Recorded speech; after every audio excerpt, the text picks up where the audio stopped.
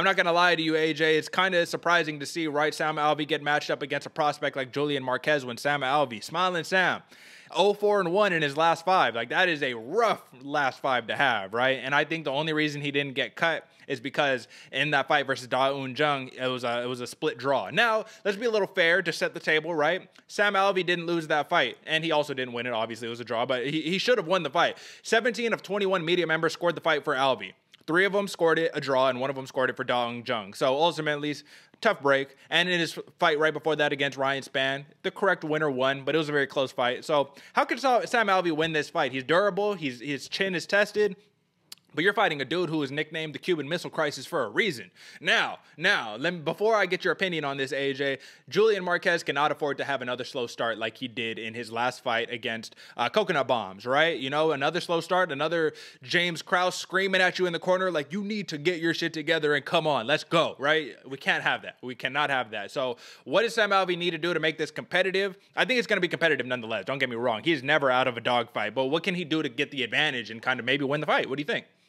I think this one's all about breaking molds, Derek, man. Sure. And Sam Alvey, to me, he fights like a young Tyron Woodley.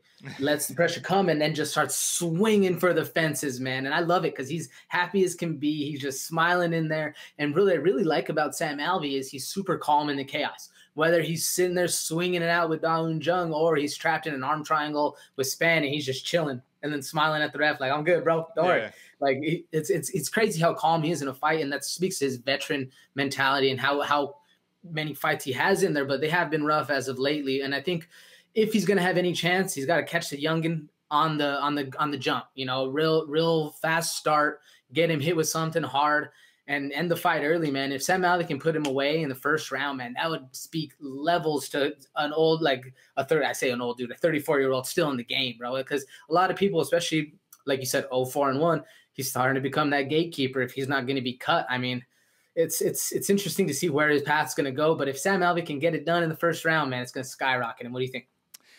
Yeah, I hear you, and I want to root for my boy Smiling Sam, man. But when I see him, he does that kind of Overeem thing, right, where he just shows up, and he just kind of chills, absorbs the damage. It's a veteran move, but if the judge sees that and they're like, all right, that's it. We don't want you to get hurt, bro. You know, we've already been hearing, oh, Sean O'Malley shouldn't have landed that shot on Thomas Almeida. Oh, Francis Ngannou shouldn't have landed that shot on Stipe Miocic. Like, I think it's the refs are in this constant tug of war of like, you're stopping it too early and you're waiting too late, right? So I think that you keep doing that shelling up stuff against a dude who drops bombs like Marquez, they might just stop the fight. You might not get that break that you should by being a time-tested veteran of the game. But nonetheless, man, I think that Sam Alvey has a very underrated jab and an underrated check hook, right? So I think he could catch Julian Marquez coming in, but that's the question. I don't know how Julian Marquez is going to try to approach this fight. I don't know if he sees blood, you know what I mean? If he sees a little bit of blood and he gets Alvey hurt, I don't know if he's going to just empty the tank like he did versus, Maki Pitolo or, whatever the case.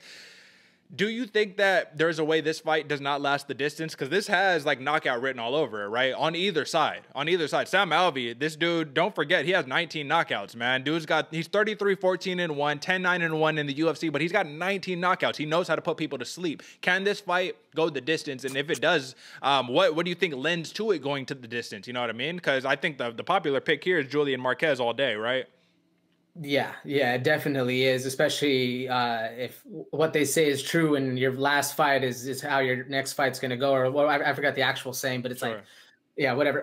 So I definitely think Julian Marquez, I mean, he made us eat some crow in his last fight, but I'm sorry, Derek, repeat your question. I got lost in the whole saying. No, it's all good. I just want to know if this fight goes to the distance, how could yes. How could that happen? I actually do think this fight goes to the distance, Derek, and I think it's because Julian Marquez is able to control the fight since his last fight against Maki Pitolo. He was fighting off the back foot the whole time, and now coming back, I think Julian Marquez is actually going to be able to walk down Sam Alvey and control the tempo, put the pace at where he wants to go, like go for the takedowns, get the ground and pound wherever he wants to do, he can do it, or I guess he's going to be able to have the option to do it because Sam Alvey really does like to fight off the back foot. He likes to let it come in and then bang it out. So this fight lends to Julian Marquez tremendously because, man, he's nicknamed the Cuban Missile Crisis for a reason, you know. And I'm excited to see exactly that, is to see how he leads the dance. Because with a veteran like Alvey, if you don't put him out fast, it's going to be a long night. And that right there is how I think it goes to decision. Yeah, no, I hear you, man. I hear you. And that's kind of my whole thought process too, is that, like I said, Sam Alvey is going to be a tough outing for anybody who steps into the cage with him. He's been fed young gun after young gun. Like, it's ridiculous, right? Jimmy Crute, Klidson Abreu, Ryan Spann, Dong Jung. Like, it's all these like killer prospects that are just killers row time after time after time. So yeah, Sam Alvey, I think he just loves to fight. Truly, I think that's literally what I don't think he's looking for a championship. I think he's a game dude. And it'll be interesting to see. He's a southpaw. Got to take that into consideration. But I think Julian Marquez, the power is going to be a little bit too much. And his last time that he got knocked out was against Jimmy Crute, you know what I'm saying? First round TKO. He hasn't been knocked out. There's a difference, people, between a knockout and a technical knockout. So he hasn't been, lights completely shut down yet, and not in his last 5 at least, but I think it might happen today. So I'm going to go Julian Marquez, and I'm going to go knockout round 3, man. I think he overwhelms him. Or it might be a TKO, but nonetheless, I think he stops him. What do you think, AJ? That's definitely the popular pick, and I can totally see it happening. Personally, I'm kind of going a little against the grain and going with what I was saying before. It's going to be a longer bit of a match, and I go with Sam Alvey by decision. I think he's just going to weather the storm and not really get hurt too much. Sure. And I mean, hey, listen, it'll be interesting, and we'll see, folks. So tune in on Saturday for that one, man.